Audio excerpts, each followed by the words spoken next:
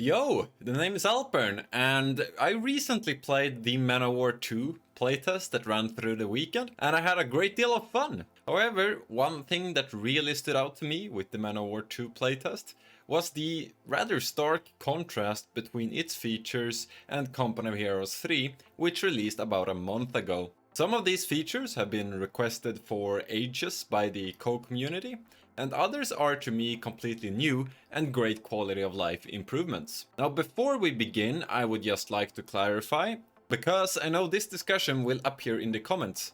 Do I think MoW2 is better than Company of Heroes 3? Now while I had a great deal of fun playing the MoW2, I do think that CoH3's gameplay loop is a lot more enjoyable for me, especially as a competitive player. CoH3's engagement ranges, controls and clarity of different systems such as cover appeal to me a lot more than their counterparts in MoW2.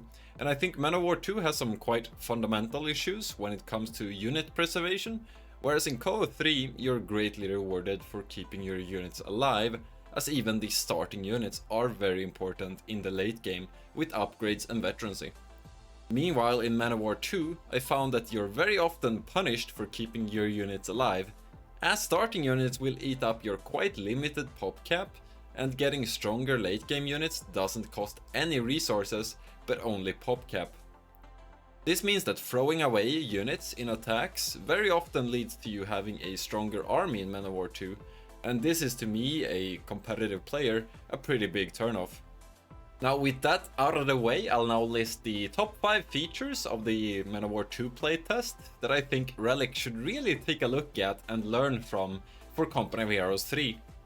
The first feature that we're going to discuss is the reverse arc. In Company of Heroes 3, giving a movement command to a vehicle behind it will usually result in a reverse command. However, it's not clear at what distance from the vehicle reverse happens and when the vehicle decides to rotate and move to the selected location with the front facing forward. In MoW2, whilst you have a vehicle selected and you hover behind it, you get a visual arc of where a movement command would result in a reverse. This is a great quality of life improvement that I've never seen any other game do, and it greatly improves the player's expectations of control when making commands in intense moments. In some ways you could also argue this improves pathfinding, at least on a mental level for the player, as the player will know how the vehicle will react before even giving the command, as it's very intuitive whether or not you clicked within the arc. This feature would not be exclusive to the reverse command ability, but would expand upon the already existing function that vehicles reverse when normal movement commands happens close to vehicles. The second feature is the tech tree. I was completely blown away by MoW2's tech tree.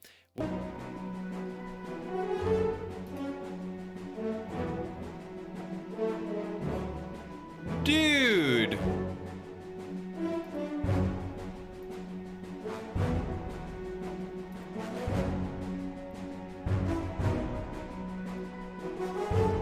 They have a fucking tech tree? Oh my god, this is so good. Relic, why man? With different sorting options as well as stats on the screen on selected units. The stats were themselves bundled together into general terms, but if the user wished you could expand these and get exact stats. This has always been a feature that the CoH franchise lacked, and I've been requesting something like this for ages. Now the lack of this feature has also been the reason as to why I have decided to make my own tech trees, but I really shouldn't have to. MoW2 did really not save any punches here in its implementation either, as you can select multiple units within the tech trees and then go into a comparison view where you can compare unit stats to each other. Again, an amazing implementation that is just completely lacking in Company of Heroes 3. The next two features are features that we know will come to Company of Heroes 3 eventually, as Relic has confirmed as much. However, they were not in CoH3 at launch, and they are not implemented as of a month after release. This is again in stark contrast to MoW2, which isn't released, and it doesn't even have a release date. Yet all of these features existed in last week's playtest, yet CoH3 doesn't have them a month after release. Thus, feature number 3 is a simple overview of your match history, where you can also check any of your past matches' stats. It's a head scratcher that such a fundamental multiplayer feature isn't implemented in CoH3 as of yet, and honestly I find this inexcusable since MoW2 has this, and again, that game doesn't even have a confirmed release date. Moving on to feature number 4, it's simply replays and observer mode, which again is confirmed to be implemented in CoH3, but also exists during the MoW playtest. In CoH3 you have to use workarounds as no fully integrated system has been developed yet.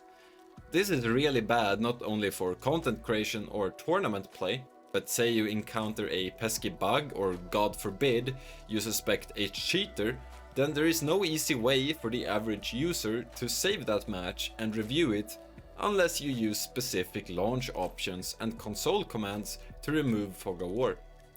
There's also no live observer where you can watch live matches going on. Now the final feature, which has really been requested since the dawn of the franchise of Company Heroes, is Reconnection, which again has been implemented in MoW2, a not yet released game. No! My fucking game crashed! Mine too! You were fast, maybe. I'm loading in. Yeah, me too. Oh my, instantly when you boot up. Oh my god, I love this.